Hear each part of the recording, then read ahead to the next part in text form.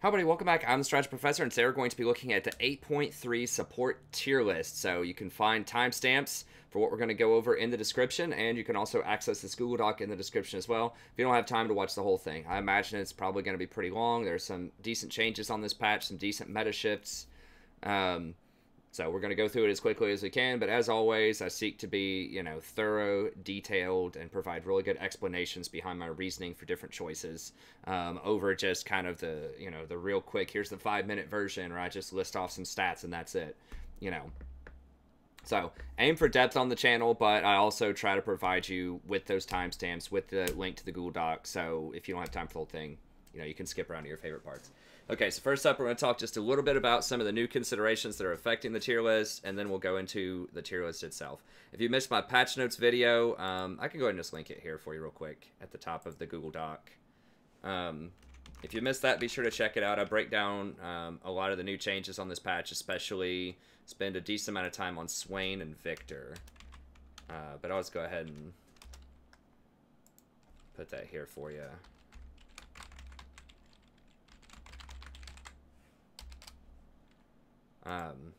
Actually, that's whatever. I'll link it to the video in the final consideration. That's a link to the Google Doc.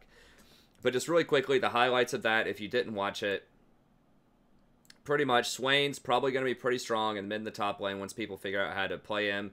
His ability to spam a Q that does roughly 350 damage with almost a 1.0 AP ratio on a 2.5-second cooldown.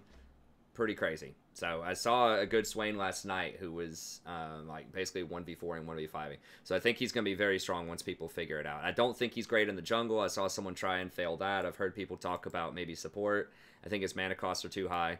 But I think that he will be respectable in the top or the mid lane. Maybe not the best. Maybe, though. Who knows? He does have to compete with Vlad for kind of that bruiser AP spot and Galio. But I think eventually he'll find a place. I think Swain's pretty good. The Azir nerfs were pretty solid early on, but, he can survive the early laning phase, I think, still, and he'll still be a terror late game. He really doesn't do that much in the early game anyways most of the time, so he'll be okay. I don't think he's going to unequivocally be, like, the best in pro play anymore. I think there will be some more options. In solo queue, he can be really good. His late game is still intact, so I think he'll still be strong. I still think he'll be a top 5. Jarvan, pretty good nerf. He'll still be relevant. Jhin doesn't matter. Cat doesn't matter for most people. It's a nerf for Cat 1-tricks, but Katarina in general is not super strong for most people in solo queue. The Kog'Maw is very important. That nerf is going to change around the meta quite a bit, actually, for supports. He was a hyper carry that was really good, that did a ton of AP damage, but his damage got nerfed significantly, 29%. I remember hearing LS talk about this, and he's like, oh, it's not a big deal, it's only 2%, whatever, but if you think about, well, most of his damage comes from the 7% that he does, and now it's 2%, and once he starts getting Kinsu's Rage Blade, and that does less on its bonus procs, and so on and so forth, it adds up a lot, and if you look at the these statistics for him are just staggering on this patch right now. The patch has only been out for, a few days, but he's gone from, being one of the top 80 carries to being literally the worst win percentage-wise. So, yeah, it has had a significant impact on his overall win rate. So, I mean, I think he's still viable, but I think that Jinx, Tristana, and Twitch are definitely far better unless you specifically need the AP on hit damage. Lucian, I think pretty good buff. Now he can do the Essence Reaver build again and scale and do some pretty respectable damage late game. 500 range on him still a problem. You'll still probably see him mostly, or you'll see most of his success in either the mid or the top lane, but he could be alright bottom. Yi, not going to matter that much. One-trick Ys can still be really good in solo queue, especially at gold and lower, but overall he still has a lot of problems. The Ryze R nerf, very annoying, very frustrating to play against. Ryze still not great in solo queue. He's going to be good in pro play. Sejuani, reasonable nerf, she'll still be strong. Trend doesn't matter. Victor, difficult to say. I think he becomes viable again. I don't think it's going to dramatically shake up the mid lane anymore. I actually heard a very interesting proposition from, I think it was Skara, maybe? It was either Skara or Freak or somebody that was talking about like a Bruiser Victor build potentially, where he could go because his Q think it was Skara. His Q scales off of mana now.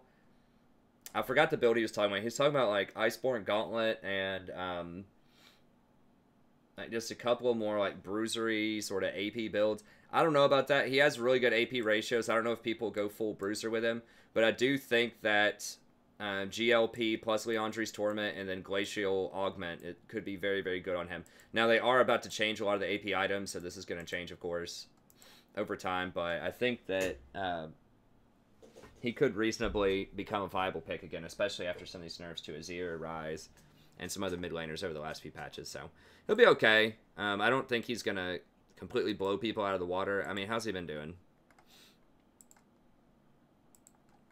I like this site, champion.gg, because it's up to date. It includes like the current patch, and it is American servers. You know, if you use op.gg, and you can look at any elos, you can look at Platinum Plus, Bronze, Silver, whatever. If you use op.gg, which I do use that for a lot of statistical things, you have to keep in mind this is only going to be on the Korean server, and it's only going to be Platinum Plus on the Korean server. So, you know, you see this up here, it's Korea 8.3. There's not enough data to analyze champions in other regions. So it's only 8.3 and it's only Platinum Plus. And that's just a very different meta game a lot of times than the American servers or even the European servers. So it's useful to look at this, but it's more accurate to look at champion.gg or something else that looks at the American server or the European server, whichever server you're on, because the metagames are slightly different on different servers. But anyways, yeah, he's still down in the gutter. I don't know. I think, but I don't think anyone's getting Glacial Augment on him. I think that Glacial Augment into GLP, into Leandri's has some really great synergies, and I don't think anyone's going to get it. No, everyone's still doing this trash Airy build. So I think people just haven't figured it out, but he's okay. I don't think, like I said, I don't think it'll be meta-altering, but I think he'll be relevant. Zoe nerf doesn't matter. Inspiration Tree. This one's actually pretty important, and I did want to mention this in my overall, and then we'll get to the tier list here in just a second. But it's important to kind of know what changed on the patch, to know sort of what shifted around in terms of what I think should be the priorities on tier lists. Okay, so the biggest thing about the Inspiration nerf is people can no longer get Stopwatch plus Boots. That is massive, because those are two of the most cost-efficient runes in the whole game, and they're in the same tree.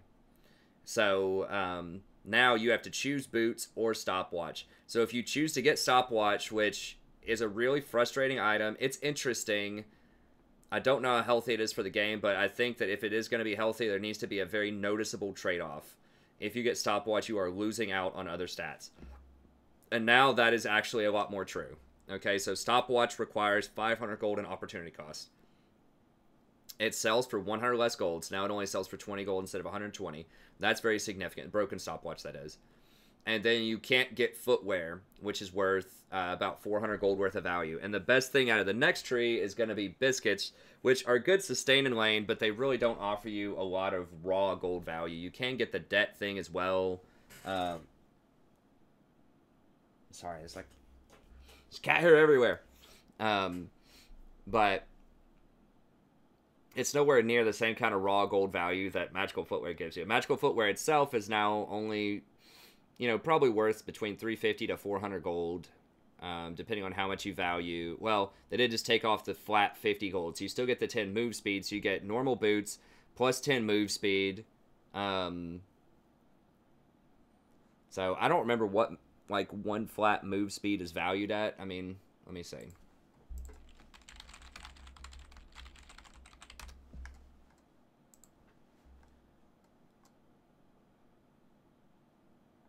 Okay, yeah, it tells you about all the move speed stuff. I don't remember what one straight up move speed is worth. Let me see if it'll tell us here.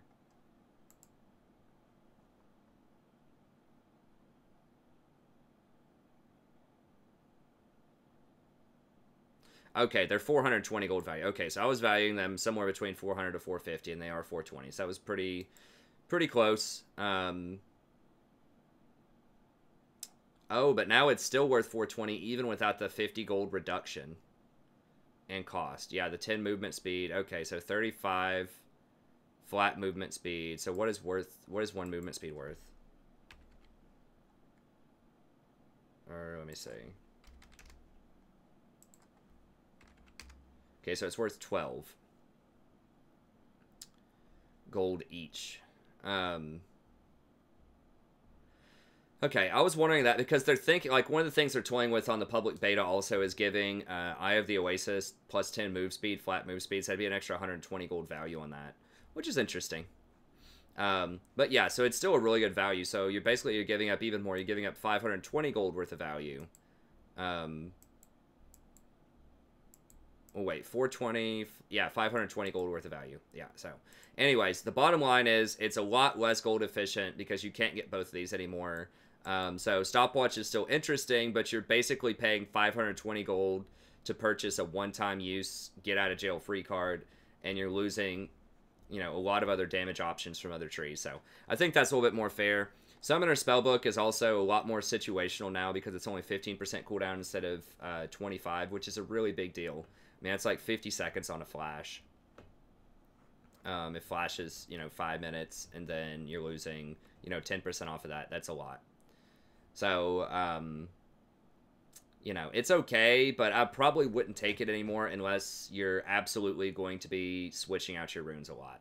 So if you're another lane, if you're like a Vladimir and you want to start with Ignite and then switch over to Teleport later or something like that, it'll still be useful. But if you're just a support that's just going to run Ignite Flash all game, you're never really going to switch it, then it's probably better to get other options.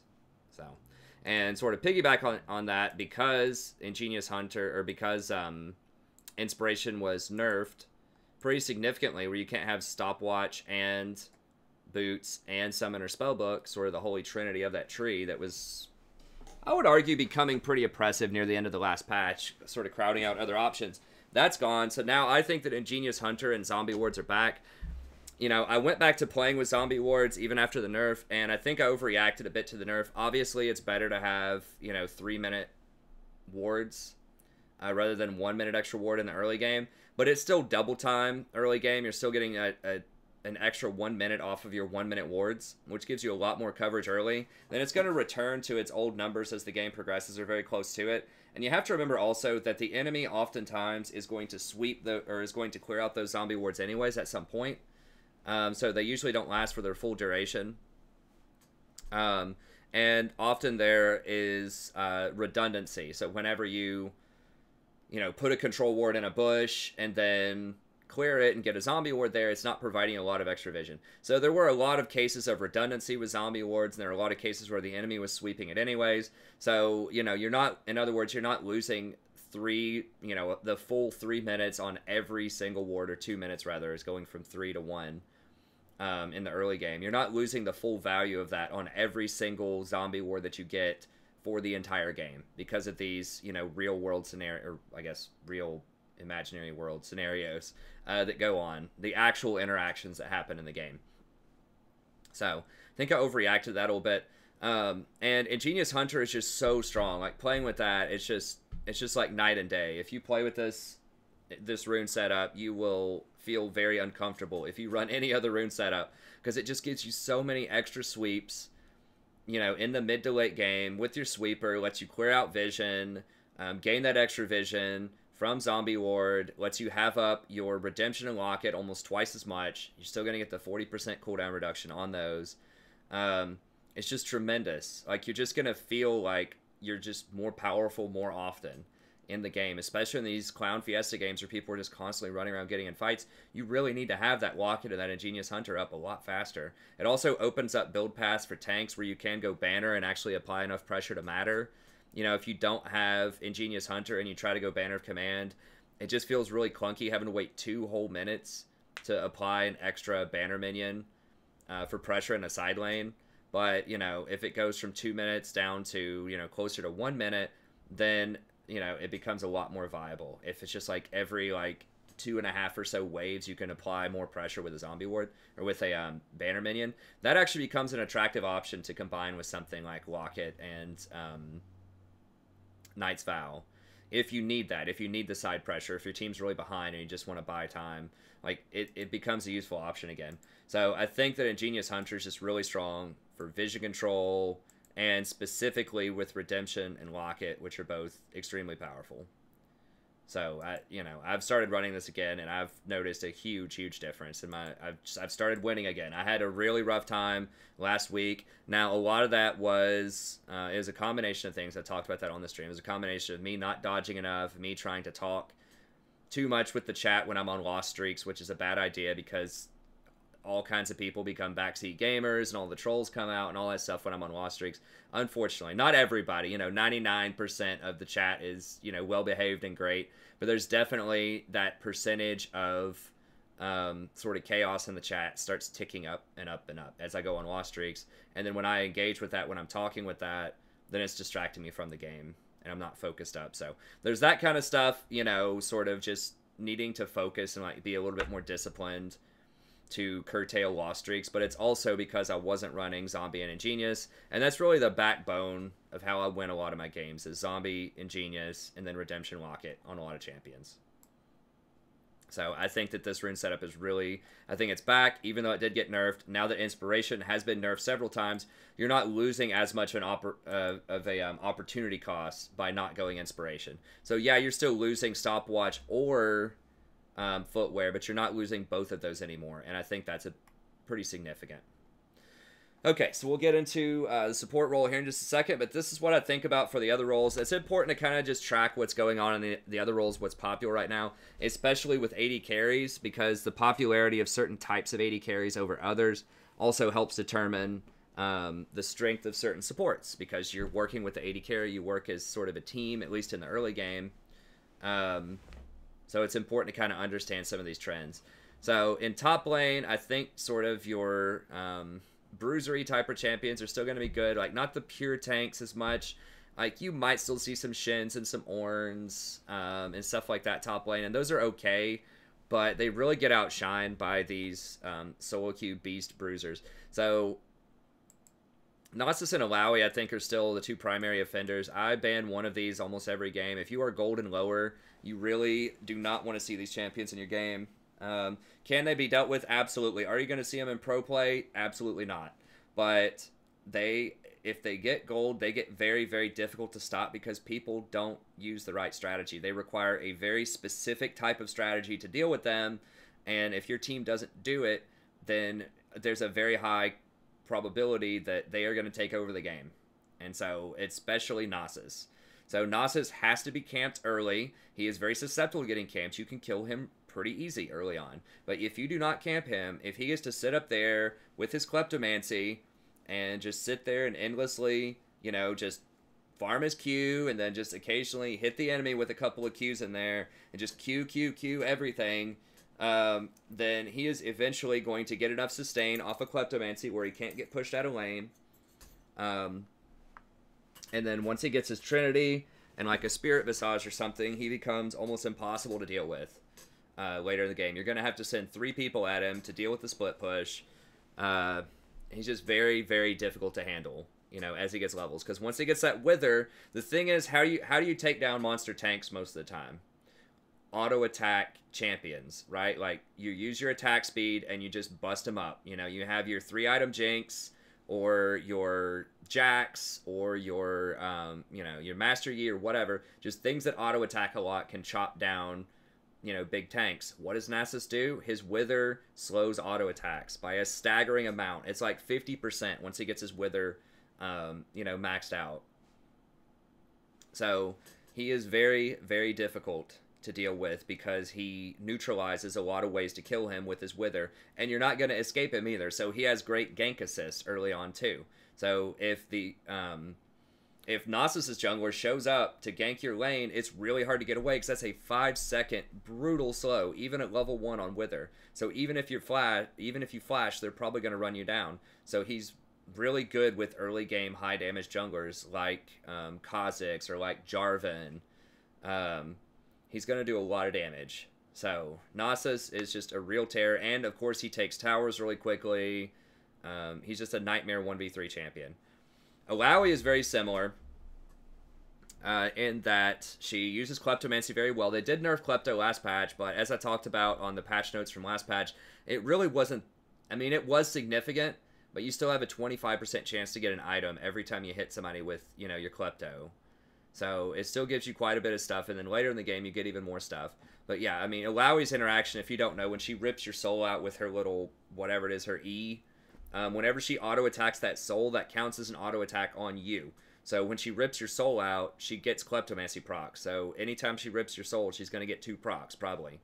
So she's going to auto-attack you once after you rip the soul, and then that's going to give her a chance for an item. And then she just has to wait whatever the cooldown is, 2 seconds, and then W you to hit you again with another ability, and that's going to be another Klepto proc. And she can just jump in your face and just keep spamming her W on you a lot in the early game and get those Klepto procs, use those potions to sustain herself up, and once she hits level 6, she's another champion kind of like Nasus who can 1v3 for different reasons. People just will not get out of those tentacles. Like, no matter how much you tell them, hey guys, kite the tentacles, when she ults, you have to run. They don't care. They'll get baited by it, and they'll just stand in the tentacles, and then boom, she'll just 1v3. So, you know, once she gets Cleaver, and then whatever else she wants, Taric's Gauge, or Death's Dance, or whatever, it's just really, really difficult to deal with her. And she has really good teamfight contribution, so if you're in a team fight, and, you know, you just can't go in and fight in melee. Like, she just destroys melee champions. So if your team has something like, you know, a Camille top and I don't know, a Taric, and then like a Shyvana in the jungle, and then everybody tries to do this team fight, and she does that, it's just gonna wipe you out. So she can be dealt with, but, and once again, you're not going to see her in pro play very much. She can get countered in challengers. She's really easy to gank, but if people leave her alone, she's a problem. So these two are kind of number 1 and number 2 on my list, especially at gold and lower. They are very, very problematic. Camille is another one, and this is for higher elo as well. A lot of damage. She hasn't really been touched or nerfed. Everyone else has. She has good poke with her Comet in lane. She has really good mobility, so it's very hard to gank her with her E. She has excellent gank assist. She gets the stun with her E. She gets her ultimate. So pretty much whenever that ultimate's off cooldown, it's a kill. I mean, that basically hard locks somebody for 4 seconds. Most champions, except for something like a Tristana, who can blow her out of the pit, or out of her little area to cancel the ult. But most champions have a really hard time dealing with that. So she's not very good in team fights. She's an excellent split pusher, though. She's excellent on ganks, and she's very safe. She has really good wave clear and really good mobility around the map. So she's excellent with like a pick comp. Swain is another one that I talked about earlier. I think that he's going to be really strong. I think that people just aren't really understanding his true power right now, which lies in his ability to get all of those cube procs on somebody about 400 range away. So Swain's really good right now. I think he's going to be a good AP option top lane. And then Gangplank, I think, is still really strong. He does have a very high skill cap, but even someone who's not that great at Gangplank can still press ult and, like, you know, have global influence around the map. So he has great utility. If they just hit one barrel in a team fight, it can just completely change the fight around. So they can miss all the barrels in the world, but they hit that one barrel at like 30 minutes. It hits 3 of your teammates, slows them all, and then it knocks off half of their health. Then that can be game deciding. So he has really good wave clear. It's really good team contributions. His split pushing is suspect. It's okay, but he's going to get, you know, clobbered by someone like Nasus or Camille most of the time in a split push battle. But he just has so much utility that I think he deserves at least a top 5 spot. Very good and competitive. Pretty good in solo queue. Junglers, I think it's just bruisery type of champion still. It's Sejuani, Warwick, Rammus, Zac, Shyvana. Zac's kind of a up and coming here. He hasn't been nerfed. A bunch of other things around him are getting nerfed, and he's just a really strong, engaged, like hard CC champion that's great at team fights. So I think that Zac is definitely making a comeback. He's very difficult to deal with, unless you're playing Janna. And yeah, I mean, I think all of these are great. Warwick is the number 1 statistically. Statistically, he's the number 1 champion. He's just does a ton of damage, just an alarming amount of healing and damage late game. He's really good at counter jungling. He's really good at fighting. He's really good at objectives. He's just pretty good at everything. So Warwick is always kind of a looming threat. He doesn't have as much CC or teamfight presence as someone like Zac or Sejuani. Like, there's more counterplay to him, but he's still pretty good. Rammus is great. Solo queue, just constantly early game terror, rolling up on people, taunting. You know, he's just great early game. And then Shyvana is kind of your, like, late game powerhouse, just early game farm it up champion. Mid lane, Talia, I think, still really good right now. I've always said Talia's good. She's starting to make a comeback because other mid laners are getting nerfed. So, great burst damage, great sustained damage, great poke, great roaming. Talia's just awesome. Azir, early game got nerfed. Still going to be a powerhouse late game. Still a terror. You do not want to see this on the enemy team most of the time. He's just always a threat. If the game goes to 25 or 30 minutes, Azir becomes very, very difficult to deal with. Kassadin, not seeing a lot of play right now. I still think he's amazing in solo queue. Great mobility, great burst. You know, later in the game, he does have problems against things like Ryze and Azir, who are both very popular right now. Especially Azir. But, you know, he can still take over the game. You know, once he gets a couple of items, once he gets his Rod plus Lichbane, he's just excellent at the Clown Fiestas. Anivia is one that doesn't see a lot of play that I think is really good right now. Statistically, she's doing very well. Guess I closed my champion, not GG. But she does a lot of damage. She's really hard to push through. She has really good wave clear, like some of the best wave clear in the game. She's very good at sieging. She has good CS. She's very difficult for assassins to dive because of her egg. So she's just great. Really good scaling. I mean, she doesn't roam as well. That's the one thing. She doesn't roam as well as other champions. But other than that, she's just like very, very difficult to beat her in a team fight. So I think that Anivia is still excellent. I would, you know, pretty much always love to have an Anivia on my team and hate to go against her. So I think she's great. Then I still think Malzahar is really good. He did get nerfed, but I mean, point-click ultimate. It's just almost a guaranteed lockdown kill. Really good objective control with his monsters. Excellent wave clear. Good silence. He's just still a really solid champion. Then finally, 80 carries. I think that Jinx is sort of top of the roost right now. Especially after the Kog'Maw nerf. She just does so much damage, and she has great range, great area of effect damage in team fights later on, and she always has the ability to hit people with the rockets, which is a pretty low cooldown, to just snipe out a couple of easy kills every now and then. The thing has a huge hitbox, too. And then if she does get a kill, then, you know, she snowballs really, really hard off that kill. She gets so much extra move speed and attack speed. And then she takes towers really well, too. Tristana's another one, really strong. You know, Tristana's coming back because the other champions are getting nerfed, but I don't think Tristana ever really went out of style. People just quit playing her, I think. But still all the same stuff of old Tristana that I complained about for like half a year last year. You know, and that she basically has her W gets out of almost any crowd control, a lot of it, if you jump at the right time. You know, Blitz hooks you, whatever. Just start your jump animation. He'll pull you, and then you'll jump out halfway through the hook.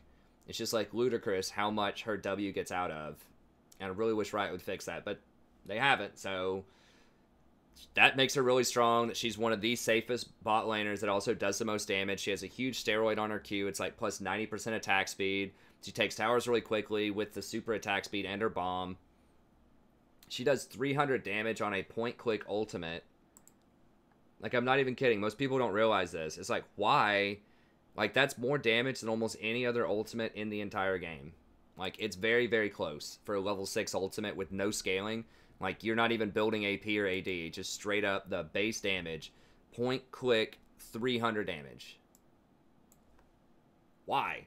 Like, at this point in the game, that's going to be a third of somebody's health. You know? Like, an 80 carry is not going to have, by level 6, it's not going to have much more than, like, 900 to 1,000 health, because they're not going to be building health. So it's just a ludicrous amount of damage early on. That's only on a 100-second cooldown, not even 2 minutes. We're talking, like, a minute and a half cooldown.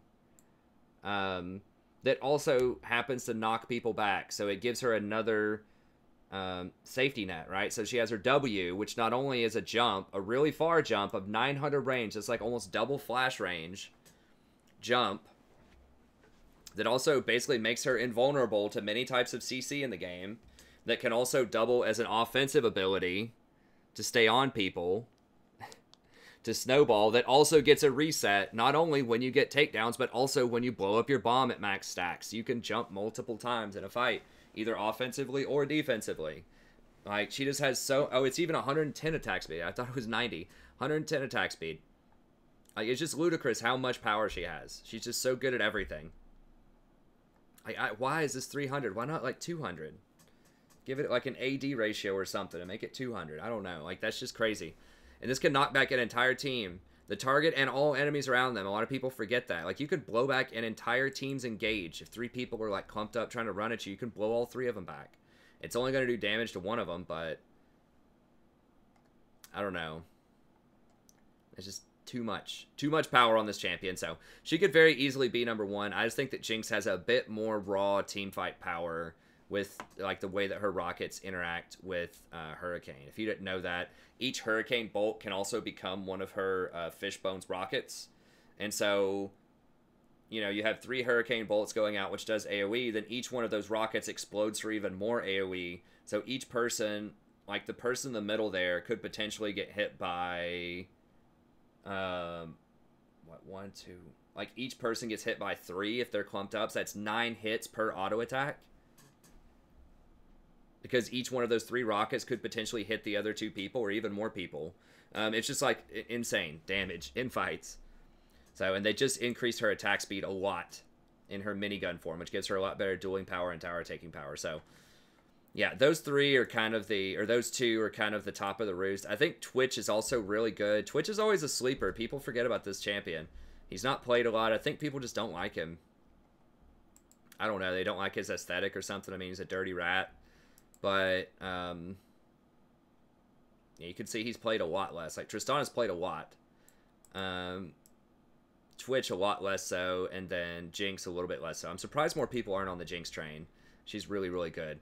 Yeah, Twitch, still amazing. You know, still good area of effect team fight. Goes invisible, especially at gold and lower. No one pays attention to, hey, there could be an invisible Twitch here. They just always like to complain about it. They're like, why is Twitch here? You know, it's like, because he's invisible. And, you know, he's very hard to track. Because he goes invisible for, like... It's like 15 seconds or something. Once you have it maxed out. Like, he can run across half the map. With that kind of... Yeah, it's like 14 seconds. So, I talk about Twitch all the time on the channel. He just has insane scaling, great attack speed, great area of effect, team fight damage, especially with his ult plus Hurricane. It's just really good. Like, even if he goes 0-5 in lane, if you don't close out the game against him and he gets his Infinity Edge and Hurricane, he can completely crush people later in the game. So, he's very, very difficult to deal with. And it's hard to, like, especially a decent Twitch, it's hard to play around him because, like, when a fight starts, if you don't see him, you know, do you hold on to some of your crowd control? If you're Alistar, how long do you hold on to your WQ combo? You know, do you use it on the Shyvana that just dived your AD carry and is about to blow him up? Or do you hold on to it and wait to see if Twitch shows up? Because as soon as you use your crowd control, Twitch is going to show up. Like, okay, use your W to peel off, you know, the Shyvana off your AD carry, and then boom, all of a sudden Twitch shows up, ult starts going off, and you no longer have your any crowd control to deal with Twitch, right? Like, you could maybe flash Q him or something, but, you know, a lot of people will not play around that in gold. They will just blow all of their abilities on the first person they see, and they won't even think that Twitch could be hiding out, and then just suddenly appear when they don't have any more juice, right? So they just get dominated. Okay, so those are the top 3. I think if you're not playing Jinx, Tristana, or Twitch, you're probably doing it wrong on this patch. You really need to play one of those 3. Varus is another one who's really popular. I'm not a huge fan of Varus in solo queue. He's okay, but you really have to be able to hit your ult, and you have to itemize correctly. And there's a lot of itemization goofs that people make with him. Like, you have to get Rage Blade, and then, you know, after that, you really need Hurricane. You know, some people, like, I've seen people rush Wit's End. It's okay. I don't know. I'm not fully sold on the Varus. Like, he's good in pro play. He can be really good in solo queue. I just think there's a lot more opportunity to fail with him than there is with somebody like a Jinx or a Twitch or a Tristana. So he can be good. He can definitely be powerful in the right hands, but I think there's a bit more of an if to Varus than there is to these champions. These champions just feel inevitably like they're going to be really powerful if you just block for them and they just right-click. Zaya's another one, kind of like Varus. A little bit harder to play. Very good if you have Rakan. Excellent against teams that want to dive you. Really good kind of burst damage, but she takes a few items to get going, and she just doesn't have as much raw power as these champions, so she's still pretty good. You can definitely win some games with Zaya, and she is fun. I mean, other champions like Draven can still do very well if you're good with Draven. Like, Vayne can do all right. you know, there are a lot of champions that can still do very well. I think Kalista is actually surprisingly pretty good in the right hands. I think that Jen and Lucian and Caitlyn or Sivir and Ashe, like you don't want to play those. But I do think that Kalista, if you get ahead early, can still be very oppressive and strong. Ezreal's like, he's okay. I guess he's okay. Miss Fortune's very good in a team fight comp. But anyways, that's kind of for the other roles. All right, so let's get into the support video here at 35 minutes in. We'll see if we can do this quickly. But it's important to understand kind of these shifts so that you understand where I'm going to put some of these champions in here. So all of this circles back to Janna. So I think Janna is #1 again. She did have the #1 statistical spot for a while. She's fallen down a little bit. But look at this play rate. I mean, she's got a 13% play rate. And she still has, you know, almost the highest win rate. It's very, very close, right? But with that kind of play rate, is pretty high. I mean, I think she's the most played right now. Yeah, next to Thresh. And so a lot of these other champions with high play rates are not going to have nearly as high win rates. Yeah, so what is it about Janna? Why'd she make a comeback like this? Well, she's very, very good with Jinx, Tristana, and Twitch. So, you know, because she gives extra damage on her with her shield. And that's something that so many people forget about.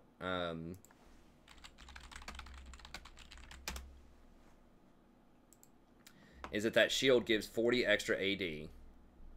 Okay, and then it scales a little bit with AP. But for the most part, 40, 50 extra AD.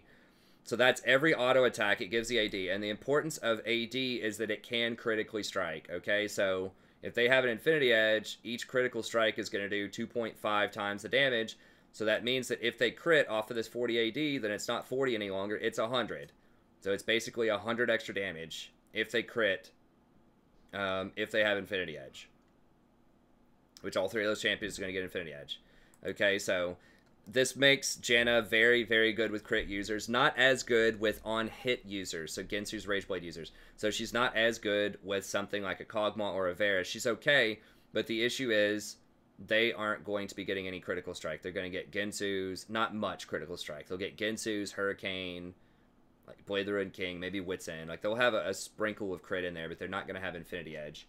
And so this is a lot less damage output. So it's still good. It still gives you the 40 on hit. But someone like Lulu is going to be better with those champions because she gives them extra attack speed, which means they trigger their Gensu's more, they trigger their on hit more, and she can put picks on them, which triggers the on hit even more. Because every time you do an on hit with the E on somebody with Lulu, then the Pix attacks them. So Lulu is much better with on-hit champions, and Janna is much better with crit hyperscaling champions, okay? Especially with Wit's End on Lulu, like Wit's End on a Kog'Maw, for example, or Wit's End on a Varus. If you have a Lulu that has Whimsy and Pix on somebody, then lowering their magic resist is also going to make Pix do more damage. And Pix does quite a lot. Pix does like 100 to 120 damage a hit. So this means that Janna is much stronger with the types of AD carries that are really prominent right now in this patch.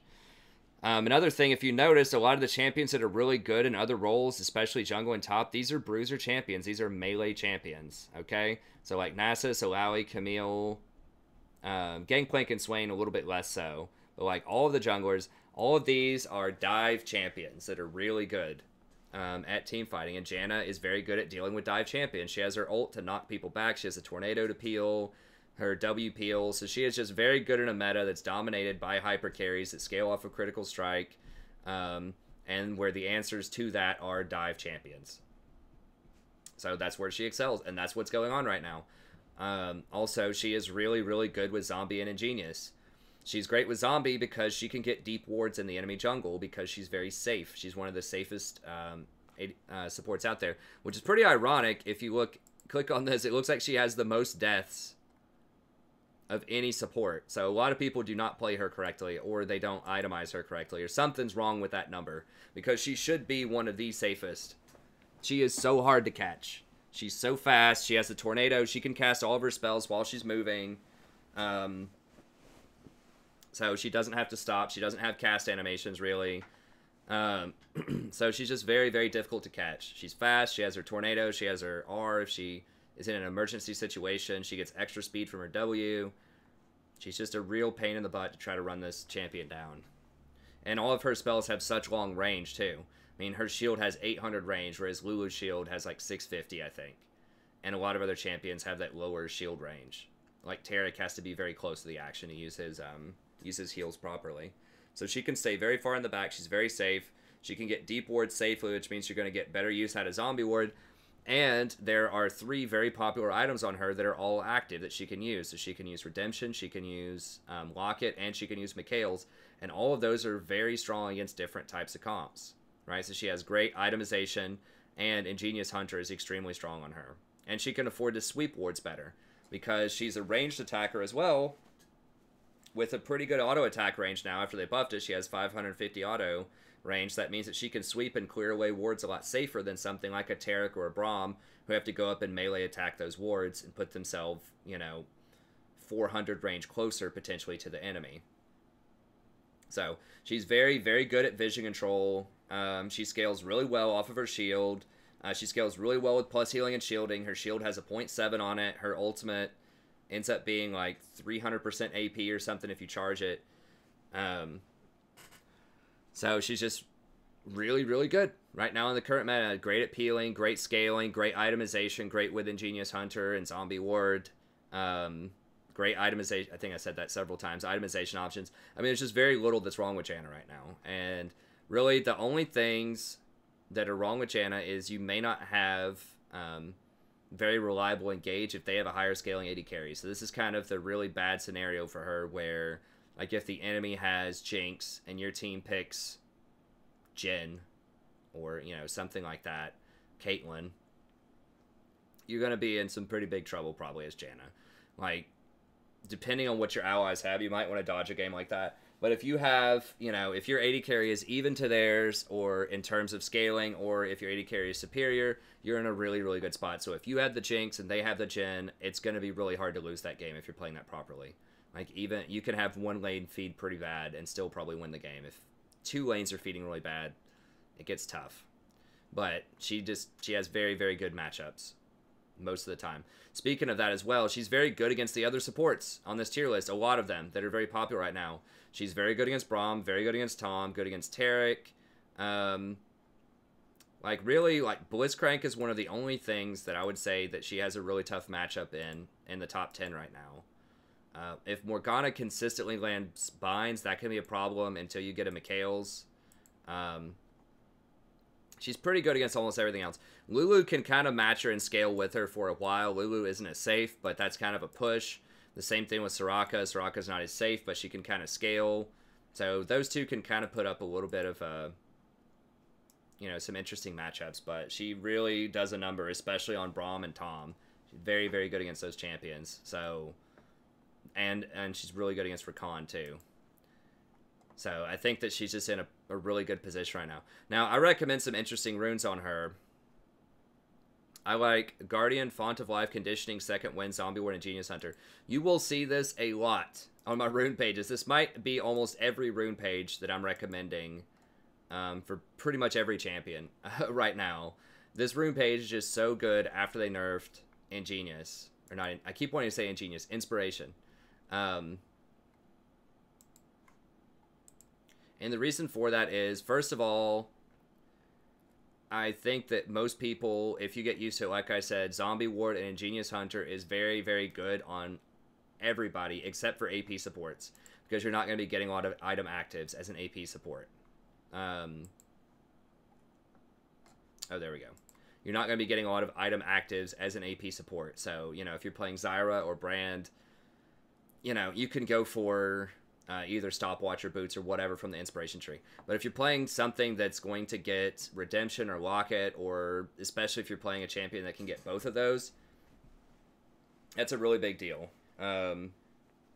So I highly recommend getting those. Even just the sweeper later in the game, even just having a 40% cooldown on your sweeper and being able to get extra wards with zombie on the field is just tremendous, even if you don't have item actives. Although, obviously, it becomes a little less intriguing without the without more item actives. But yeah, since you want these, this is where I kind of started my thought process. I definitely want this on most supports, It's just so much vision control, so much power with the itemization that I keep talking about. So then it becomes, okay, well, what's my primary then? So what do I want to do as a primary if this is going to be my secondary? I don't want this to be my primary most of the time because these just aren't very good on most supports. Like, you can go Predator or Electrocute or something on Blitzcrank and then Cheap Shot and stuff like that. But these two trees just really aren't that inspiring for a lot of supports right now. So it really comes down to, I just want these two pieces and I don't want the whole thing. So this almost has to be my secondary most of the time. So working from that thought process, what's going to be my main, you know, for support? It's not going to be precision. None of these are great for supports. Okay. Like something like Triumph or Coup de Grace is interesting on like AP supports sometimes, but this would not be a main. This is not a main. So these three become kind of your options.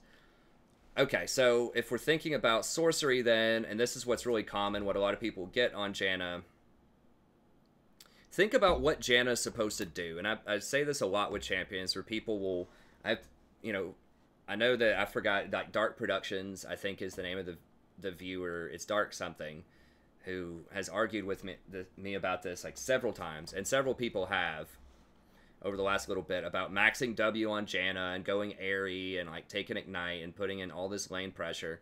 That was really popular before the sorcery tree got nerfed like 6 times, okay? There have been a lot of nerfs to this tree over time. And, you know, airy is very good, okay? Airy's good. She's good primarily later on because of her shield, right? So you get this shield for 30 to 80 with some mild scaling that lasts for 2 seconds later on in the game.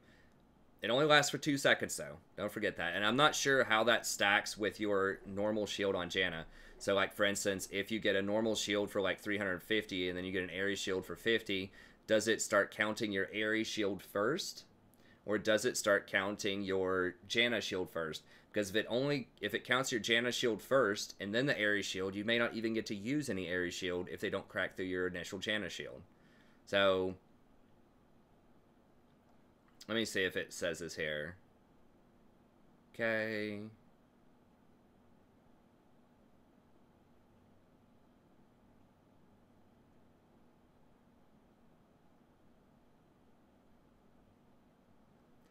Okay, it's not telling me how the shields stack here, but either way, this is decent. It does provide you a little bit of harassment early on, okay? So they nerfed it quite a bit. It used to be 20 on hit, now it's only 15.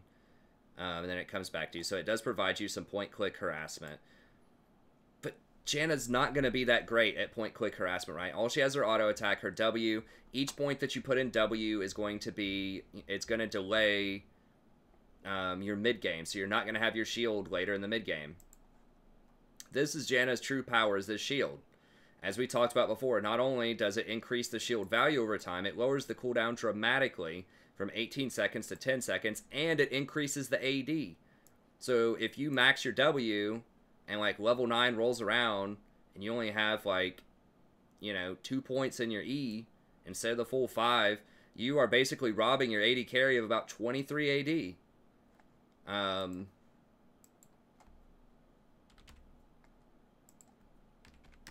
That's like you're just walking up and just punching your AD carry in the face and taking 800 gold in value away from them in these fights, because you're not going to have that. You're also taking away, 105 points of protection, and you are increasing the cooldown by 60% of what it could be. So is that really worth it to do a little bit more damage with your W in lane? I'm going to say no. I'm going to say most of the time it is not. It is not worth robbing 800 gold value from your AD carry in the mid game and lowering your shield by about 50% and increasing the cooldown on your shield by 60%. So it's even more than an 800 gold value, really, because it's 800 gold, but you're increasing the cooldown by an additional such and such amount. So really, it's north of 1,000 gold value that you're taking away from your AD carry because of the increased cooldown and the decreased AD and the decreased shield.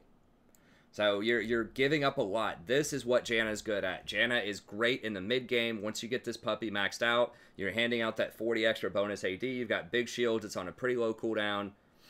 That's what Janna's good at. That's what she does. Okay, so she shields.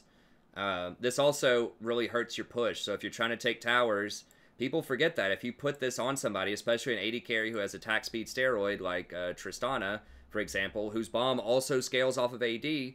So yes, this does increase your the auto attack of your AD carry, right? So it can crit. It can do up to that 100 damage we talked about before. It can also do damage to towers. It's 40 extra damage per auto attack to towers. And in the case of Tristana, her bomb also scales off of AD, and it has a very nice AD ratio on it. I'm not going to look it up right now. I think it's like a 1.5 or something bonus AD ratio. And when it explodes, you know, it does damage to the tower and everything around it. So this is going to slow down your push a lot to get this, because you're not going to get those extra things. And if you think this doesn't matter over time, it does. Remember, if they auto attack 5 times, that's 200 extra damage on a tower over time. That's a lot. So it slows down your push, it slows down your ability to defend, it robs your AD carry of like 1,000 gold worth of stats and trades. It is not worth it. Like, if you want something that's gonna provide a lot of harassment early that scales pretty well later into the game, then you're probably gonna want to go with Lulu. Like, her E does a lot more damage because you combine it with picks. And it doubles as her defense, right? So if you get points in E on Lulu, it's early game harassment, and it's your shield for the mid game. So you're not sacrificing your shield. You're getting your damage, and you're getting your shield for the mid game. And so it makes a lot more sense on her. Whereas with this, like, all this does is gives a little bit more harass. This is not going to matter as much in team fights because you're not building a lot of AP. It's barely giving you any extra bonus movement speed, like 1% per level.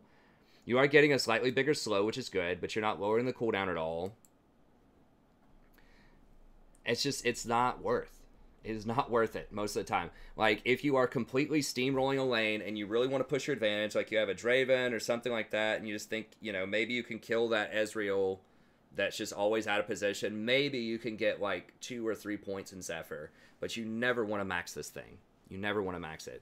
Like I said, earlier on in the season, when Aerie was really overpowered, when it did extra damage, when Celerity did more damage, Scorch did more damage, when all of these things did a lot more damage, then, you know, it was viable to do this build, but it has since been nerfed a lot. The runes, okay? So sorcery, Aerie's been nerfed. It provides a decent harassment early, okay scaling shield later. Mana flow ban has been nerfed a lot, so it went from 60 to 75 seconds. Janna doesn't have a problem with mana early. You know, she's going to be getting a lot of fairy charms. You know, you're going to be getting either Redemption or Ardent Censer, Mikhail's, or whatever you're rushing is going to have a Forbidden Idol in it. So mana's not a problem. Ultimate Hat's interesting. Not usually worth some of the other opportunity costs. Celerity's okay, but they nerfed it from 4% to 3%. And then Scorch is okay, but, you know, they took the damage from 30 down to 20. So everything here has been nerfed a lot in this tree. Okay, so it's an okay tree, but I know this is what a lot of Jannas will max. But I think that this doesn't really help her. Like, Janna needs help in the early game. Okay, she can get bullied out a lot in the early game because her shield has such a long cooldown now, especially if you're maxing W. You're going to get bullied a lot. So you need things that are going to help you out in the early game, survive the lane so that you can scale into the mid game when you're really powerful with your hyper carry.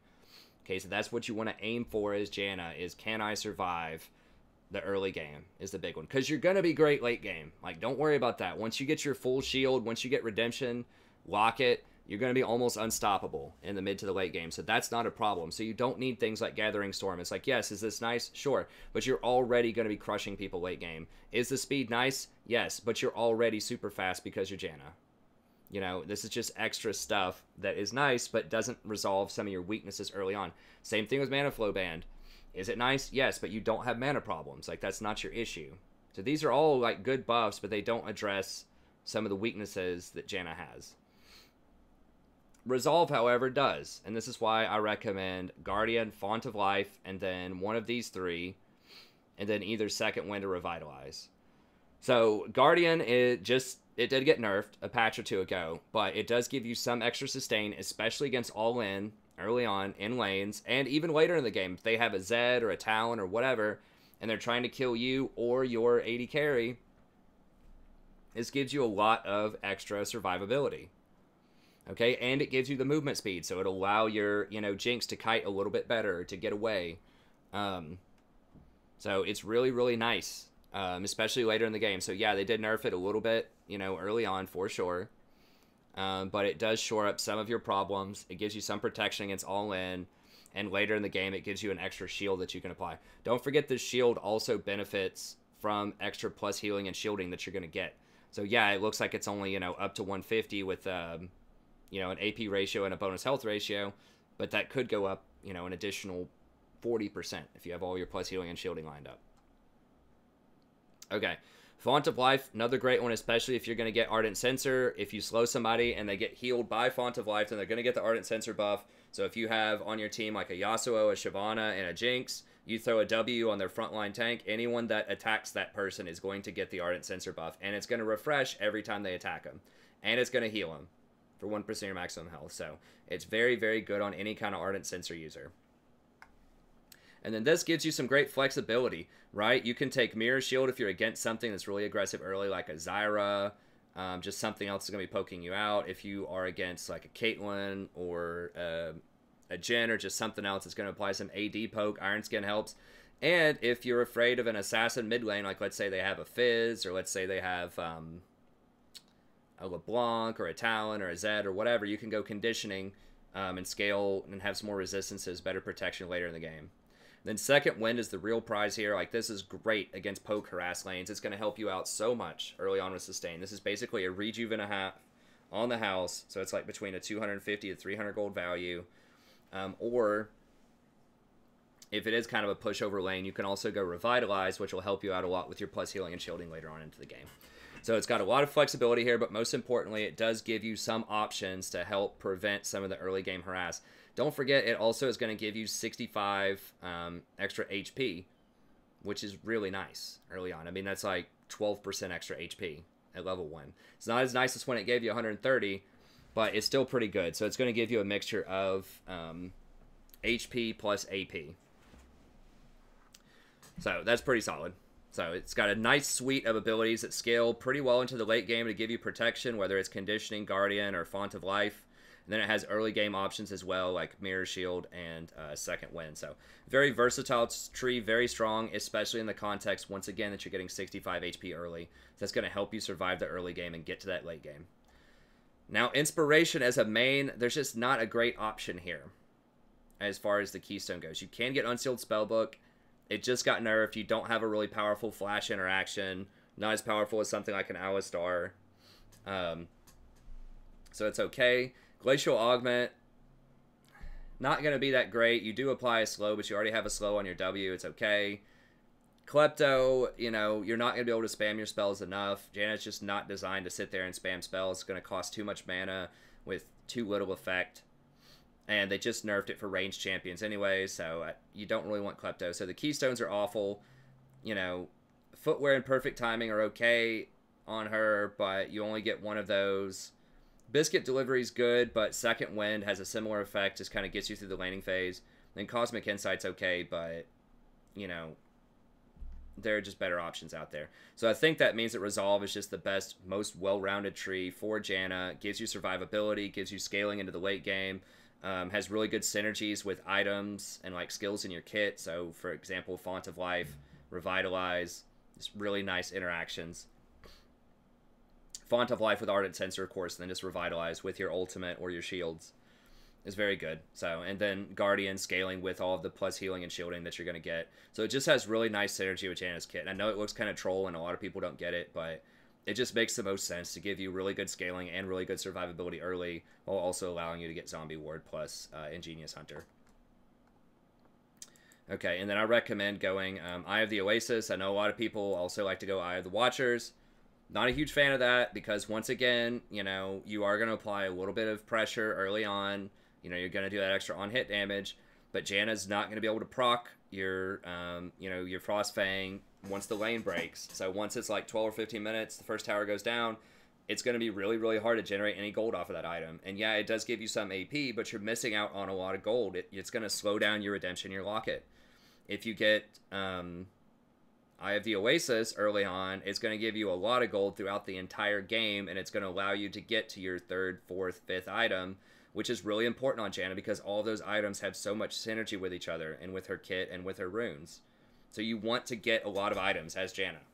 You are not an early game champion. You are a mid to late game powerhouse. So you want to get there. You want to get there as fast as you can. So I think Eye of the Oasis is still the way to go. And a good way to look at this, and I've done the math on this before, it's changed a little bit because now it's cheaper to get the tier 4 of each of these. But in general, with previous mathematical iterations, you know, you're pretty much going to be ahead. If you got Eye of the Watchers, like the raw AP stat is going to put you ahead for like maybe the first like 13 to 20 minutes of the game or so. Like kind of the early mid game. But then if the game goes longer than like 20, 21, 22 minutes, then your Eye of the Oasis is going to take over and you're going to start hitting your power spike faster than the enemy. So unless you are really like aiming for a very specific timing window where you need your power spike like right here, right now, you know, you need that extra 35 AP at like 16 minutes, then there's just no reason to get it. Also, now that gathering gold is also an integral part of getting your Sightstone, basically, you're going to get your Sightstone a lot later if you go Frostfang. Like, there's been some games where I played Janna and I went Frostfang where I did not complete the Sightstone until like 18 minutes into the game. Like, it took that long. Whereas with Oasis, I've completed it at like 10 minutes before. Maybe even lower than that. It's a lot harder to get gold off of that as Janna. It's like, yes, you can auto-attack. Yes, you can use your Ws. But it's a lot more dangerous to do that with Janna than it is with other champions, depending on the lane matchups. And especially out of lane, you just have no way to proc that stuff. You know, if you're playing a Zyra or something, you can just spawn plants on people outside of the lane, just whatever, and get a few hits on somebody and get the gold off of it. But with Janna, it's so much more difficult to make that an efficient item. So that's what I recommend. Eye of the Oasis, Redemption, Locket, Ardent Sensor, McHale's, and I think you should get a defensive boot. I used to recommend mobility boots, which are okay, but I just think that either Ninja Tabi or Mercury Treads are usually better. Just having that extra defense, especially because you're going to have a bit more health off your Resolve tree. You're going to have Guardian. It just makes it a lot harder for the enemy to pick you off and kill you. So if you're snowballing really hard, you could still go Ninja Tabi or mobility boots, or maybe even Ionian boots if you're going to get Locket of the Iron Solari. But you know, you're going to be a lot squishier if you do that. So these are what I recommend. I know it goes against the grain a little bit, but that's my reasoning for it, and I think that's the best way to build Janna right now. Okay, Braum, another person very powerful right now. Braum has very good specific interactions against a lot of the top 80 carries. So because he blocks area of effect ranged things. So not only does he block like normal auto attacks, but like Twitch with his ult that would usually hit like your entire team, like 5 people. You can block all of that with one shield, or like Jinx who's trying to throw her rockets with a hurricane on your entire team. He'll block all of that. So he is particularly good against multi-target ranged threats. Now, it will block Triss autos, so it's good against Triss as well. It's not good against things that are melee or have certain mechanics that bypass the shield. So it's not going to be great against something like a Lux because her laser just appears, or a Vel'Koz because that doesn't count as a projectile, or something like Azir. His soldiers are going to bypass it. I'm trying to think, something like Galio or Kha'Zix. It will block a Veigar ult. It won't block his W. So there are some interactions. He can have a hard time potentially against some of these bruisery type of champions that are melee. So, you know, he can have a hard time against like Nasus or Alawi because they can still just walk up and just walk right past you and just, you know, get on your 80 carry. Especially if they have Mercury Treads. So your stuns, like, you can stun them like maybe twice, once with your ult and once with your passive. But that gets difficult to deal with. Like, he doesn't do a lot against Kassadin. He can block his Q, but he's not going to block his E or his jump. It blocks Anivia's stuff, so that's okay. It's not going to really do a lot against Malzahar. He can still ult through it. He can Q around it. His minions can run around it. So there are certain matchups that are pretty bad for him, but there are others that are good. So you have to be careful because Janna, if you want to play Braum, you need to know their support or you need to ban Janna because Janna will crush you if you're Braum a lot of the time. Once again, some of that's going to come down to the AD carry. If you're Braum and you have a Jinx and they are Janna and they have a Jhin, you're probably still going to win. But, you know, if you're Braum, I don't know. I guess they both can kind of work because Braum is blocking damage. Janna is beefing up damage and healing and shielding. The problem is that she's going to be able to get things like Locket, Redemption, Ardent Censer, and you can still get Locket and like Knight's Vow, but you can't really comfortably buy like Redemption or Ardent Censer on Braum. I don't know. I guess that's not the worst matchup in the world, but it feels pretty bad if they have Janna and you have Braum and you don't have a good way to get on any of their major threats. So Braum is good. He is good at protecting hyper carries. He is good against these multi-hit hyper carries, especially Jinx and Twitch. But just be careful. If your team needs hard engage, if they have the higher scaling AD carry, then that could be a problem. Or if they have an Enchanter, like if they have a Janna or a Soraka, that can be a huge problem because you're just going to get outscaled most of the time late game. So, you know, I think his niche pick is, you know, to counter some of those very specific ADC matchups. Okay, Tahm Kench is another one that pretty strong right now. I think that he's an awesome counter pick. So he's specifically very good against Varus. Because if Varus ults somebody, you can just Tahm Kench, eat him out of the ult, which obviously is really strong. Varus also doesn't have a great way to get away if you tongue lash him in lane. He's going to have to flash most of the time, so he doesn't have great escapes. Also, if you end up warping behind him with your ult because he doesn't have escapes, it's going to be pretty easy to kill him. So Tahm Kench is pretty good against these immobile AD carries, especially if you can get the jungler on board to warp behind him. But, you know, once again, Tahm Kench, tough matchup against Janna, just like Braum. So if you're gonna play Tahm, I would play him against hard CC like your Varus, your Thresh, your Leona, Morgana, Ashe, Zoe. Just any number of champion that relies very heavily on crowd control, like Sejuani, pretty good against that. But if you're against long range hyper carries, specifically if they have a Jinx on their team or something like that, then Tahm Kench can be a problem. So pretty good. You could probably safely blind pick him, but he definitely does have some tough matchups. All right, Taric is another one who has fallen down a little bit, and I think it's because fights are going on a bit longer now, and like he is good at long fights, but at the same time, like if your ult runs out, then you're kind of a sitting duck also. Like you can just get blown up. Like, yeah, your healing is pretty nice, but if Jinx, like a 3-item Jinx is just sitting there pounding your team and you can't get to her, then she's just going to cut right through all of your healing and shielding. And he doesn't have any steroids for the AD carry, so he doesn't have the same kind of plus 40 AD that Janna has, and that helps her AD carry scale a lot harder. He can still get Redemption and Locket.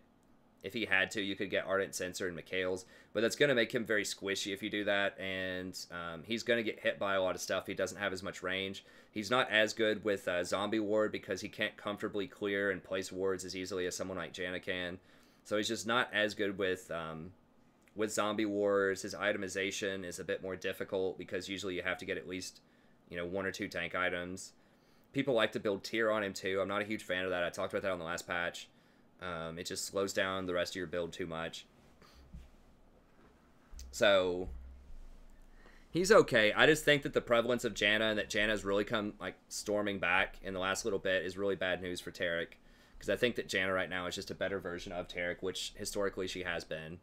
Taric just kind of had a moment there because of the double relic meta. And also he was pretty good with the spellbook meta to some extent because he can flash stun people, which is a pretty powerful interaction. But I think that now that that Ingenious is not mandatory on everybody anymore, and that that Inspiration is not mandatory on everyone anymore, I think he definitely suffers from that. The boots were very nice on him too, and Stopwatch is pretty decent too early on. So yeah, I think he's fallen a little bit in priority, although I do think that he still can be a force for sure. Like, he's really good to have on your team if you have like really hard engage bruisery champions that can close out fights quickly if they can't be stopped. So like, really good on something like a Shyvana. Taric is great. She just jumps onto the back line. You just ult her. Or like a Hecarim, jump onto the back line. You shield, ult. Then that gives them, a free 3 seconds to just devour the enemy AD carry before they take any damage. So I think that he's good in that scenario. But if everyone's just kind of sitting around looking at each other, if you don't have really good engage on your team, then he becomes a bit more problematic. Okay, Morgana's another person that I've moved up quite a bit on this patch, and the reason is you're seeing a lot more AP right now out there, so you're going to be seeing a lot of Swain in a lot of different positions. Like Vladimir's becoming popular, Azir, Ryze. We're seeing a lot less Talon, a lot less Zed. And you are still seeing some of the tanks. You're still seeing the Ornns, the Shins, the Sejuanis, and stuff like that. It's just what Morgana does not want to see are AD assassins. And so, yeah, like, you don't want to see a Kha'Zix in your game. You don't want to see a Talon or a Zed. Like, she can kind of deal with that, but her shield really doesn't do a lot because those champions don't have a lot of CC. And, of course, they do physical damage, so the shield doesn't block any of it. So, that part's pretty rough. But, if they are running something... So she's kind of like... I like to think of her as a cross between Tahm, Kench, and Janna, sort of. She's like a medium between the two. So she has a shield that blocks AP, blocks quite a bit of AP, actually. If we pull her up here. Yeah, so it blocks 350 with a 0.7 for 5 seconds. And it makes people immune to crowd control. So that's kind of like a Tahm Kench effect and also a shielding effect. Right, so if you put that on like a Jinx or a Twitch and their answer to those champions is to try to crowd control them. So if their answer is to try to Sejuani ult them or Alistar combo them or, Rakan jump on them. She is excellent against Rakan, by the way. That's Rakan's worst nightmare is Morgana. But yeah, then that really nullifies a lot of strategies that people have to try to deal with AD carries. So it's similar to Tahm Kench eating them, but it also provides a nice AP shield to help protect them as well. And they still get to keep firing while this is on. So that's a big difference too. With Tahm Kench, when you eat somebody, it gets them out of like one crowd control. And it, disables their damage for a second and a half. So especially on Twitch, this can be a big deal because, he just wants to sit there and fire. And if you take him out of commission for a second and a half to eat him, then he's losing a lot of his DPS because he only has 5 seconds of really powerhouse DPS. The same is true of Kog'Maw. Kog'Maw has 8 seconds when he turns on his spit.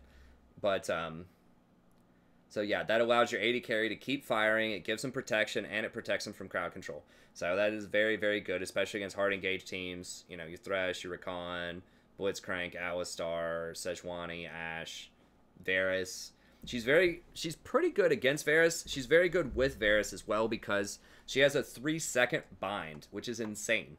Like, that's so much crowd control. So she's a very good complement to other crowd control users. So if you have anyone on your team that can stun or chain stun with you,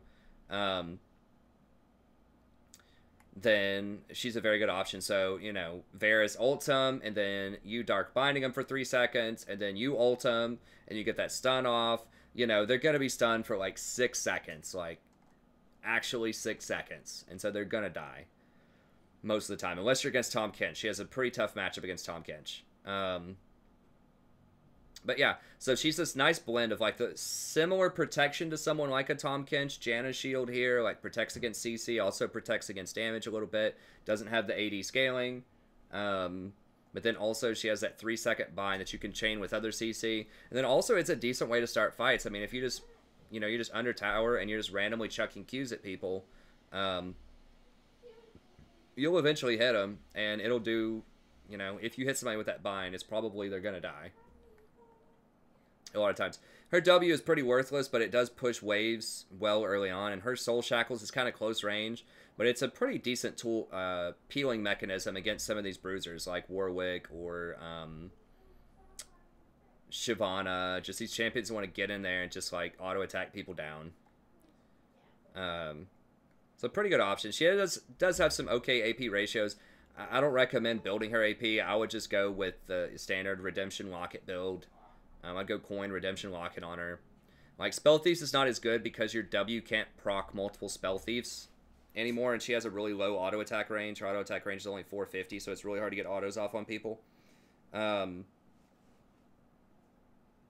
So I think that she does have some options, but I would just still go coin Redemption Locket, and I think it's a pretty good choice if you need a blend. Like I said, if like pseudo engage with your Dark Binding or just chain it together with Varus. I think Varus is their best complement. Also good with Twitch, Jinx, and then you have a few other tools in your kit. So I think that she's pretty decent right now because there are hyper carries and that are really popular, and the Black Shield is just really nice right now because a lot of the AD assassin threats aren't being played as much. Okay, so once again, it's going to be the same familiar runes that I recommend. Guardian, Font, Conditioning, Second Wind, Zombie, and Genius. And I need to change that to Eye of the Oasis. Now, you can go Hourglass. Hourglass is core on her, but really, that's only if you feel like you need to flash ult into people and then use your Hourglass so that they don't knock you back or deal with you. But you don't really need Hourglass if you're just using your ult to peel the back line, which is, you know, usually the safest, best way to do it. Like, still, just being able to slow somebody down for whatever it is, the 2 seconds, then stun them for an extra second and a half.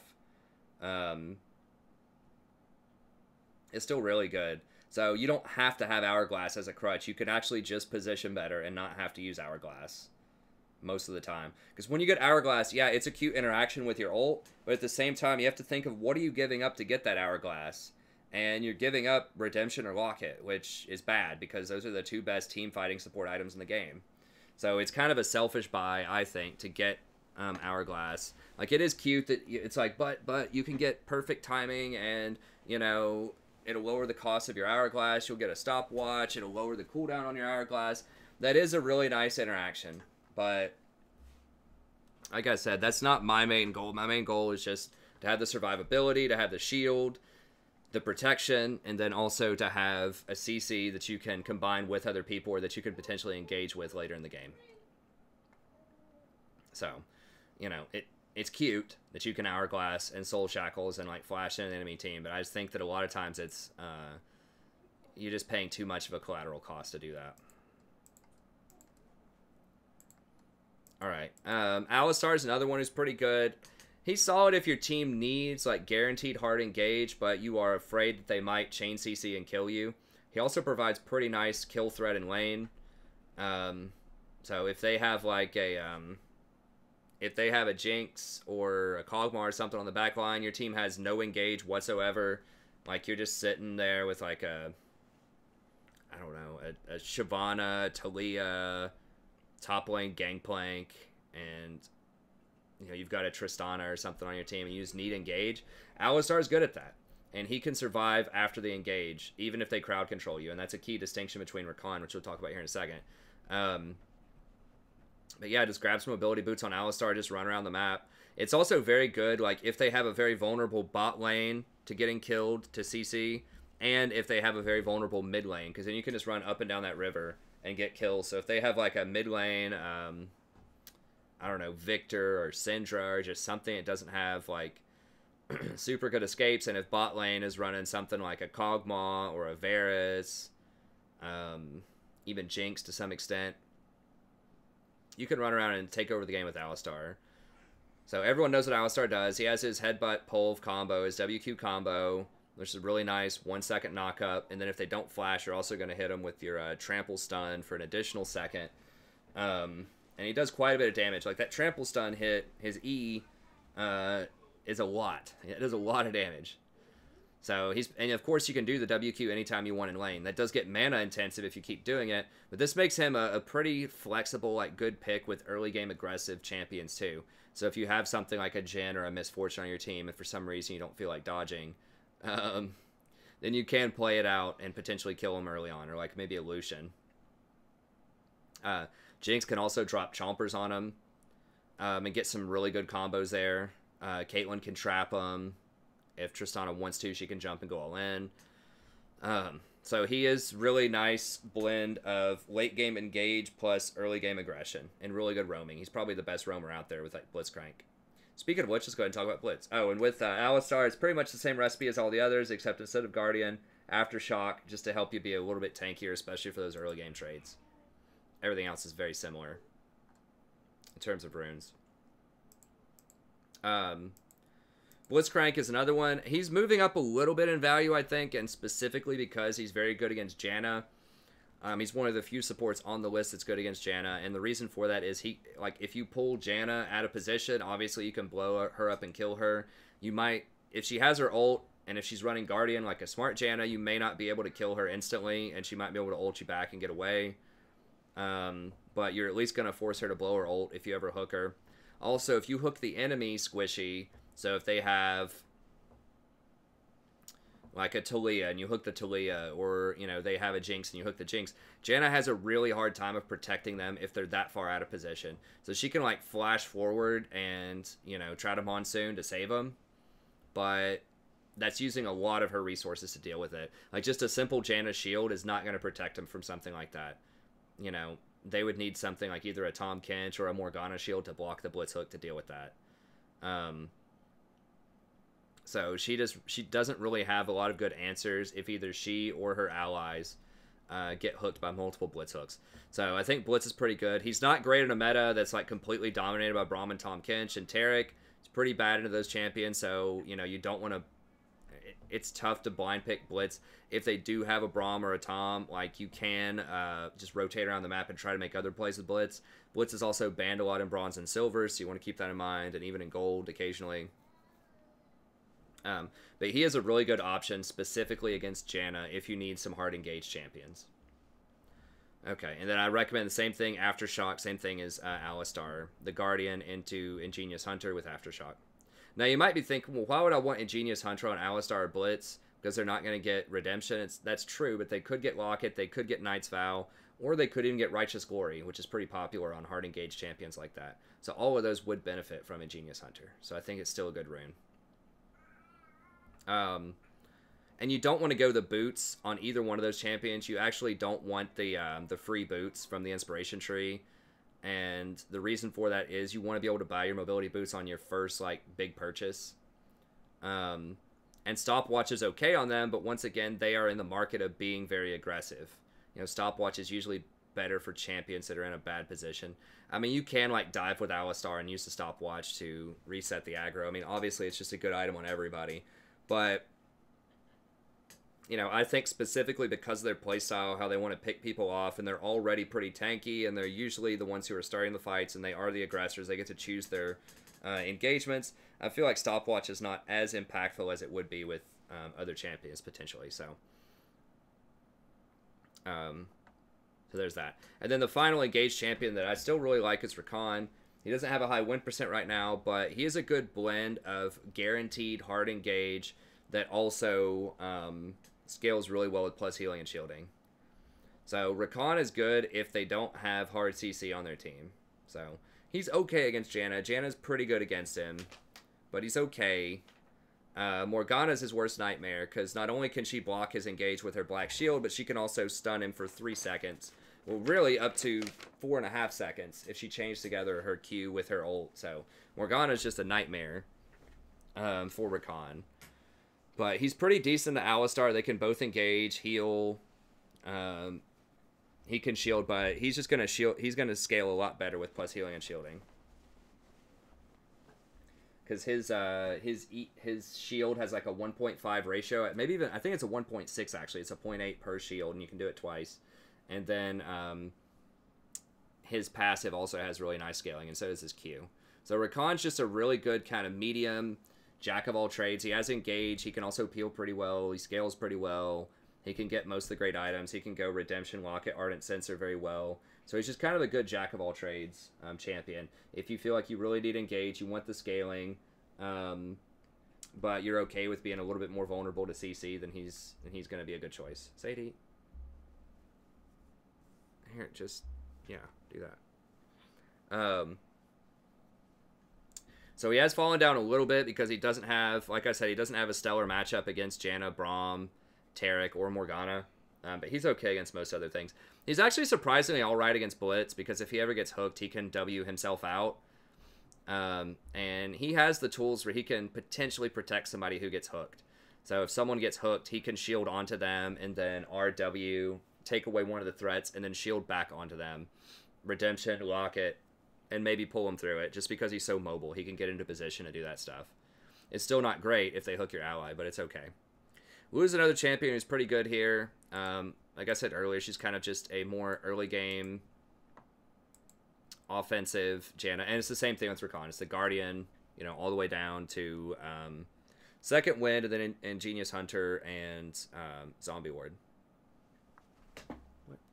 Hold on. Let's look at my cat there. She got a spot that she had clawed on her head. So Lulu does have the early game aggression, but she does have really good scaling too. But she's better with on-hit champions, as I described before. So if you have a Kog'Maw or a Varus on your team, she's going to be better than if you have a Jinx on your team. She's pretty good with Twitch also. Twitch does get critical strike, but he also does like on-hit and stacking his poison up. So Lulu Twitch is also pretty strong. She's just a little bit less safe. She's slower than Janna is. If people jump on her, she has to use like a lot of her really important cooldowns to protect herself. But she can be pretty strong. One thing is she doesn't scale quite as hard as Janna does because her her ultimate, that infusion of health, does not scale with plus healing and shielding like Janna's does. It's just an infusion of health, so it has no scaling on it. So her scaling is relatively weak in terms of the plus healing and shielding, but with the Whimsy, it's actually pretty strong when you put it on your AD carry. So she's kind of a medium. She doesn't scale quite as hard as Janna does, right, Sadie?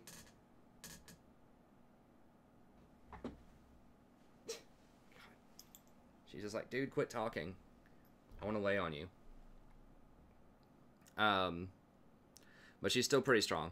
And then finally in the tier 2, I have Soraka, and then we'll just have to briefly go through the rest of them. That's got to be it for those. Soraka is really good in very specific situations. So if you have multiple tanks on your team, you have 2 tanks. So like, let's say you have a Galio middle and a Sejuani jungle or something like that. Just a nice front line that can protect you, and you just get to sit there and heal people. Then Soraka can be very strong. She provides some pretty good early game harass with her Q and her auto attacks. Really nice scaling off of her heal. Really good global presence with her ult, and the fact that she can also run Redemption. Now, I haven't tried this build on Soraka. I've talked about this before several times on stream, but I do recommend, you know, pretty much the same thing. Going Guardian down to Revitalize or Second Wind, and then Ingenious Hunter and Zombie Ward. Now, what I've thought about is Relic Shield, though, and getting Eye of the Equinox on her, or whatever it is, Eye of the Aspect, or Remnant of the Aspect, whatever, the health one. And the reason for that is the extra health, very good for helping you get to Warmogs. So you can actually get Warmogs as a 3rd item on her if you go with that, mathematically, by level 11. So you would go Redemption, like Ninja Tabi Boots, and then you have the option of going Eye of the Equinox next if you want to. You can still go a more traditional Locket kind of build, but being able to get that Warmogs is very, very nice, because not only does it protect you and makes sure that you aren't going to get assassinated as easily, which is Soraka's main problem in the mid to late game. She has very little self-peel and escapes, so she can get assassinated. But it also allows you, of course, if you step out of combat for a few seconds, to heal all the way back up, which means you basically have infinite healing that you can hand out to your teams for sieges or rotations, which is very nice. And then if you go Redemption, Warmogs, then Locket, you're going to have really big Locket procs, because Locket procs off of your, or scales off of your bonus health, as well as your plus healing and shielding. So it's going to create some monstrous Locket shields as well, which does help protect you. So then you're going to have a ton of health, you're going to have Redemption and Locket to help protect you and your allies in team fights. And that makes her pretty unique in that she becomes this almost like pseudo tank enchanter with like really, really powerful healing. You know, historically the problems with Soraka are she's very easy to gank, though. She can get assassinated with most builds later in the game, and a few very popular items hurt her a lot. So Executioner's Calling is really rough. Bramble Vest is really rough. Emerald and Omicron is really rough. Now, they have nerfed Bramble Vest a lot to where a lot of champions aren't buying that anymore. There aren't a lot of the hardcore tanks top lane running around as much. Executioners is always going to be available, but most AD carries are just too greedy to buy that item, especially at, you know, gold, silver, bronze. And next patch, they are changing around the AP itemization, I think, to make it to where it will be less attractive to get the Grievous Wounds effect. But we'll have to see how that pans out. I'll let you know next patch. But basically what this means is Soraka can go toe-to-toe with any of these other supports. Blitzcrank is a problem, but most of the other ones, she can kind of keep up with them as long as the enemy team doesn't have assassins. And she can actually outscale. She definitely outscales Braum and Tahm Kench, but she can even actually outscale Janna and Taric in terms of her overall teamfight contributions because she has so much healing on such a low cooldown. Like, you will lose the fight if Soraka stays alive and if you don't instantly burst people out. Like, if it's, you know, a 20-second fight and Soraka gets to get off like 10 heals, forget it. You're not going to win. So, in that sense, Soraka is extremely oppressive and very overpowered in very specific compositions. If the enemy doesn't have a good answer to her, or they don't approach you the right way, if they're not trying to dive and kill you really early in the fight, then she can be very good. But she can also be very weak, you know, if that does happen. So she's very polarizing. That's why I have her a bit lower. I mean, she could be as high as tier 1 right now. You know, I wouldn't put her much lower than tier 2 just because she is so explosive. Like, if she does get ahead and gets her items, she becomes very, very difficult to beat late game. Okay, last few picks here. I'm not going to spend a ton of time on these since I spent so much time on the top 10 and some of the earlier stuff in the video. But I think Nami still is pretty good. She has good early game harass. The problem is early game harass doesn't matter that much. If you notice, a lot of these champions up here don't have a ton of early game harass outside of like Lulu, but Lulu also scales really well. The reason for that is Second Wind is still so powerful. They're going to change this next patch, but it just makes it very hard to completely harass somebody out through Second Wind, potions, you know, just all of the natural healing and shielding that a lot of these champions have, like Tahm Kench's Grayscale, Janna's Shields, Taric's Healing, Alistar's Roars, Rakan's Qs. You know, all of this stuff is going to mitigate a lot of your early game harassment. So it's just not a very early harassment meta, right? It's really a scale for the mid to the late game type of meta. So Nami's okay, but her like signature thing is she has very, very good early game trading. You just point, click, put a W on them, auto attack them, rinse and repeat over and over again until you run them out of the lane. It's just really hard to do that right now. She doesn't have very good plus healing and shielding scaling. All that it works with is her W, which is okay, but not amazing.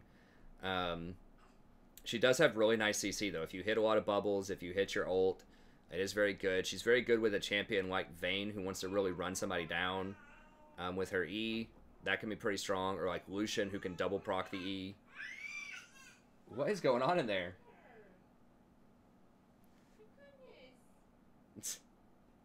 Daughters, I don't know if you guys can hear that or not. She's like screaming in the other room. I don't think she's mad. She's just making noises. But anyway, so she's okay. She just gets outscaled by a lot of other enchanters. She does have a really high win rate right now, so that's, you know, there's that. I mean, she is definitely winning some games. And I played a lot of Nami in Season 4. So people ask, well, why is Nami so low? I'm just being honest. Like, I like Nami. I think she's great. You know, and I played like 400 games with her in Season 4. I just think that, you know, she's better with early game aggression. If you have a Draven with you or a Jhin, she's very good with those champs because they can match her early game aggression and really pressure people out of lane. Now, I'm curious to see here. So this is Platinum Plus. What does it look like in Bronze? She's still respectable. She falls down a little bit. She's higher than Janna in Bronze. So she's okay. But it feels like every time I play Nami, like the issue is I'm very aggressive. I do a lot of damage. And the AD carry just sits there and watches me. And then they still miss their wide open CS. So even though I'm pressuring all of the CS from the enemy, and our AD carry is just sitting there just like, you know, basically playing against bots. because I've taken them out of the lane, and they still miss all their CS, and we basically go even on CS. You know, with Nami, you really need to be like plus 10, plus 15 CS by the end of the laning phase if you don't have kills. You know, you got to get something. You either have to get kills or you have to end up, you know, ahead in terms of CS because you're just going to get outscaled a lot of times later in the game. So, you know, at higher elo, people will come up there and pressure with you. And that can be good. And if you want like a hybrid champion, like you don't want to go full on Zyra, but you want hybrid early game aggression with a champion, you know, like I said, like Misfortune, Jhin, Lucian, something like that that really relies on the early game, then she might be a pretty good pick. So, you know, she definitely can win games. She definitely can be strong. But I just feel like a lot of these champions are just going to be, they're just a lot more reliable. Like, it doesn't matter if your AD carries a turkey. Like, it kind of, if you're Janna, but if they don't really, if they're not aggressive early on, that's fine. If you're Janna, like, you can use a little bit of aggression with some auto attacks and Ws if you want. But if they just want to, you know, farm, that's fine. You know, so there's just a lot less inevitability with Nami than there is with some other champions. I think that Shen is still pretty good. If you want, like, a hard engaged champion, he's one of the better ones early on. He is very tanky. That taunt is very useful. You do have global presence. He is pretty mobile. If you max your taunt, you can jump over walls, which allows you to get some really good ward coverage with your zombie ward. Because you can like jump over the dragon pit and go get some good wards down. So in that sense, he's very similar to Rakan in terms of his map-wide like sort of mobility. But you know, they nerfed his Q directly, so it doesn't do as much damage early on. They nerfed Aftershock a lot, so that doesn't do as much damage early on. So he's okay. I feel like he has pretty bad matchups into a lot of the top-end champions, especially like Janna, Braum, and Tahm, and not that great against Taric or Morg either. He's alright against like Alistar, but he's okay. You know, he's a decent option if you want the tank, early game aggression, in a kill lane like with a Draven, Jhin, you know, something like that, then he can be a decent option. He does have really good dueling power later in the game. Like, you can 1v1 a lot of other champions later in the game because your Q is max health based. So he's alright. I just feel like he does have some problems compared to other peeler champs, but if you make really good use of his ult, if you're on top of it, he can be good. You'll see him in competitive play sometimes at the support slot because they make excellent use of his, you know, and they have practice comps and have a very specific purpose behind him where they're like, okay, we're going to dive top, you know, at level 5 with the jungler and the top laner, and Shen's going to come in and help to make sure that we clean this up. You know, they're going to call it out on comms, they're going to have a very specific game plan, and it's going to work. But like in solo queue, it's harder to organize that type of stuff. Zyra, I think AP supports are pretty bad right now, honestly. Zyra's the best of them, but once again, you're just going to get outscaled big time. You know, once the enemy support gets Locket, especially Locket, but, you know, Locket plus Knight's Vow, Locket plus Redemption, it's just really hard to kill people at that point because they're just going to, all of their items are a lot cheaper than yours. You know, you have to buy like 3,100 gold items when you get Leandries or like 2,750 for Void Staff. Like, you can still kill people later. It just gets very, very difficult if you don't snowball really hard early. So, you know, I've had lanes, and people have seen this on stream before, where I go like 5-0, like actually 5-0 in lane, and we still lose. And a lot of that's because the enemy has a Janna. You know, I'm doing my best to direct and shot call and like hide in bushes and pick people off and just, you know, make really good plays, but the game goes to 25 or 30 minutes. Janna gets Locket and Redemption. I can't kill anybody anymore. So, and she's just not as good at the Fiesta, like constantly running around. Like, people just always out of position. You're getting flanked, they're getting flanked. She doesn't like that. Like, she likes either hiding in a bush, someone walks up, you blow them up, or team fights where your team starts a fight and then, or they try to start a fight on you and you counter engage by using all of your stuff on them. So she's just not good at people running around doing random stuff. She's good at nice, clean 5v5s, or hiding in bushes. And a lot of those are harder to do these days than they used to be. Okay, Thresh, still okay. Really bad matchups. The Relic Shield nerf hurt him pretty badly. He has a lot less sustain in lane. His itemization is pretty trash now. They got rid of Face of the Mountain and Ruby Sightstone, which are both core on him. So he doesn't use Redemption very well. He can't really use Knight's Vow that well because he's going to get half value out of it. Righteous Glory doesn't make a lot of sense on him. Like, you can get it, but it's not amazing.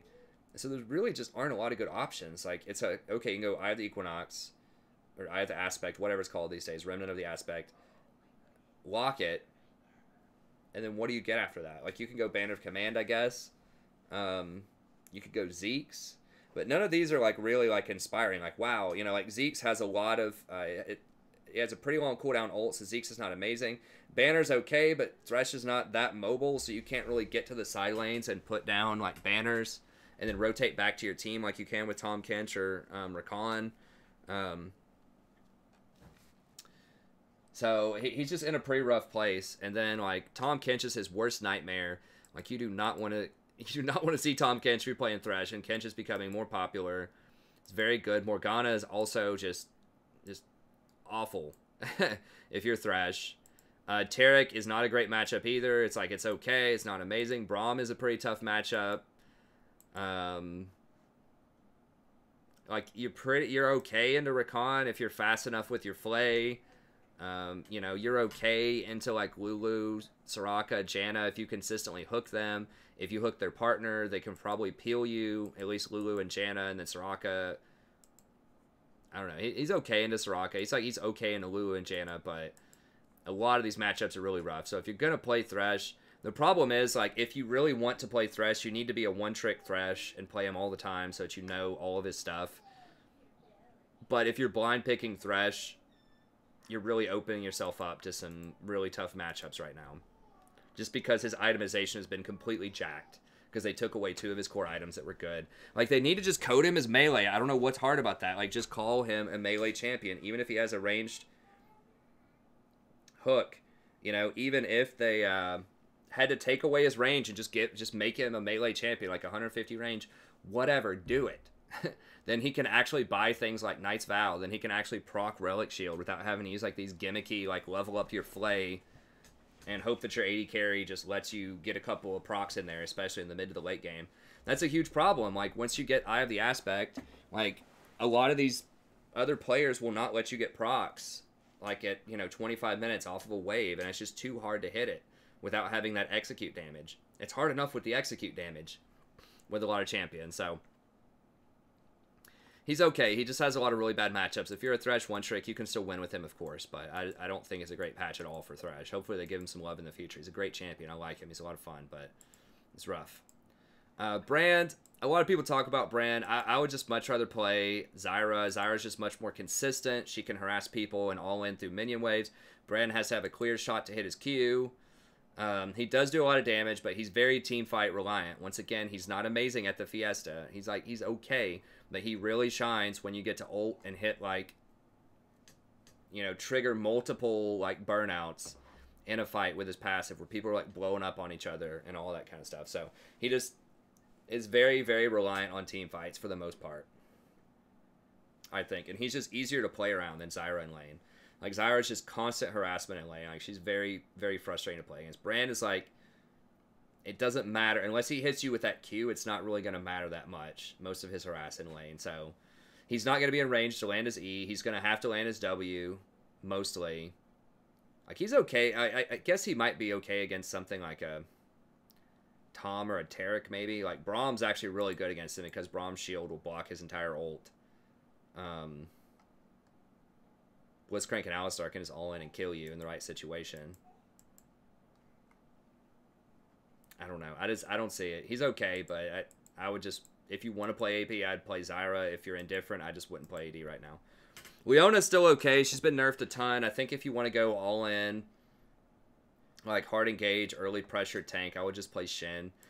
He has the global pressure. He has better mobility. He has better escapes from ganks. He has better scaling. Similar damage now early on. I just think that Shin's just I mean, he does have less CC than Leona does. Like, Leona's ult is really nice, but I feel like there are usually better options than her. Sona's okay. She's been gutted for the most part. Like, her mana costs are still too high. Her scaling took a major hit when they nerfed her W as much as they did. Her harass is still relatively low with Q. Like, she can make it happen, but she's very squishy. It's super easy to engage on her. Anyone that has any sort of engage can just blow her up. Her scaling is not that much better than Janna or Taric, if at all. And both of those just bring a lot more to the table than she does in fights. So, Taric's tankier, Janna's safer. I don't know. I just feel like there are a lot of problems. Bard is okay. You know, if you're a one-trick Bard player, you can definitely win with him. Is that right, Rory? I found a loud baby, honey, while your tummy is exposed. I know, I can't. And your... I need, like, tape or something. Put a new Band-Aid on it. I need tape. It's because your belly's so hairy. Yeah. Is that right, Rory? Is that right? I have tape. Is that right, Rory? It's a loud baby. Yay! It's a loud baby. Yay! Alright. Whee! Let's go find some tape for Daddy. Alright,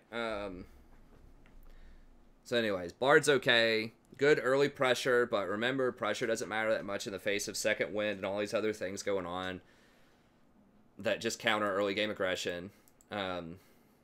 He has good roaming. He has okay scaling. If you're going to play him, you need to one-trick him. I didn't update the runes on the tier 3. I just didn't have time today. I want to make sure I get this out before the stream. I did update all of the tier 1 runes. But it's okay. Vel'Koz is a super niche pick. I would only pick Vel'Koz if your team like has to have AP and I don't know, and they have tanks, like, so like true damage is going to be really good. Like, primarily I pick Vel'Koz if they have Zyra or Brand. Like, he's very good against other AP champions because he outranges them early on. So pretty good against other AP champs if you want to go for like the hard counter. But other than that, I'd probably stay away from Vel'Koz. He's a lot of fun, but he's a very niche counter pick, I think. And make sure you practice him a little bit beforehand. But, you know, Zyra and Brand aren't super popular. Brand a little bit more popular than he was. But those are some decent options. So if you do want to play him, you know, you probably want to pick him against a Brand or against a Zyra. And you want to make sure the enemy team does not have a lot of assassins. And also that your team is not too overloaded on AP. And finally, Karma. Early game harass champion, very limited scaling. If you want to play Karma, just play Lulu. She scales better, similar, you know, good early game poke aggression, but just much more relevant later in the game. So she's okay. It's just Lulu exists, and Lulu's just better at doing what Karma wants to do for the most part. Okay, that's going to be it. Thank you very much. You can check out the rest of them here. Like Zilean, I know there's always one or two people that are like, but Zilean. You know, he's okay. You can win with Zilean. He just kind of falls into that early game harass with like very limited utility and scaling later into the game. Like, he's okay. You know, he does speed people up. He can zip around the map pretty quickly. If you consistently land your double bomb every time, you know, the stun and the burst is nice. Your ultimate's obviously nice for saving people. But I just don't know a team comp where I would want something like Zilean over Lulu or Janna or, you know, a lot of these other champions. Like, he's okay. He's okay. He doesn't have any plus healing and shielding, and he just doesn't, like, he just has a lot of itemization and rune problems as well, and just like meta problems. You know, he's all right. Like, you can win with him, but I just wouldn't recommend him most of the time. And I'm not even sure like a team comp where I would like absolutely like, yes, I have to have Zilean here.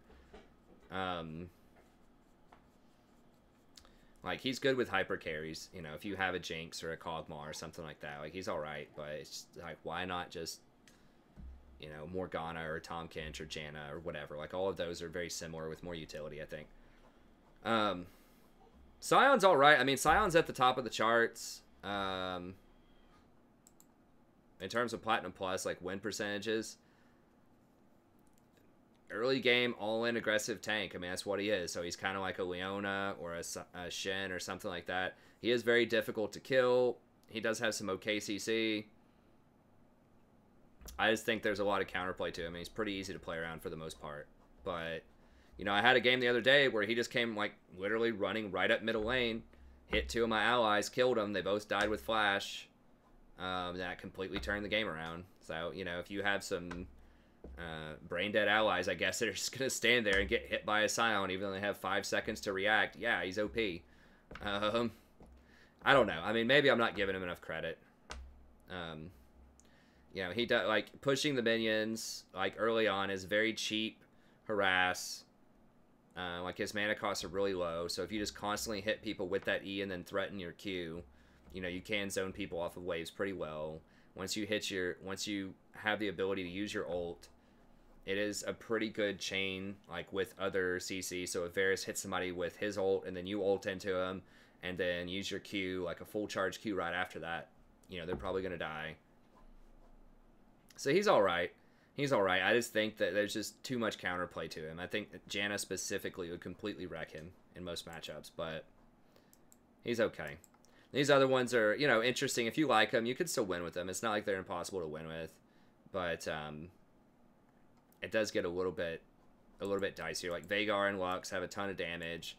Poppy, like, has some okay matchups specifically against champions that want to, like, dash. So, like, it's pretty good against, like, Alistar. Pretty good if, like, Triss tries to jump away.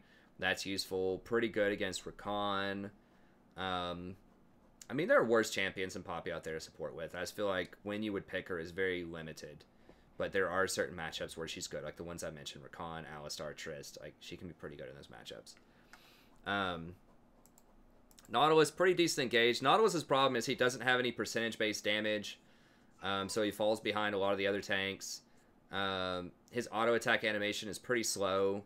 So yeah, you do have a stun on your autos, but it's okay. But the big one is he can't hook through walls. So I used to love Nautilus in season 6. I played a good chunk of Nautilus. Because he does have guaranteed point click, you know, with your ult.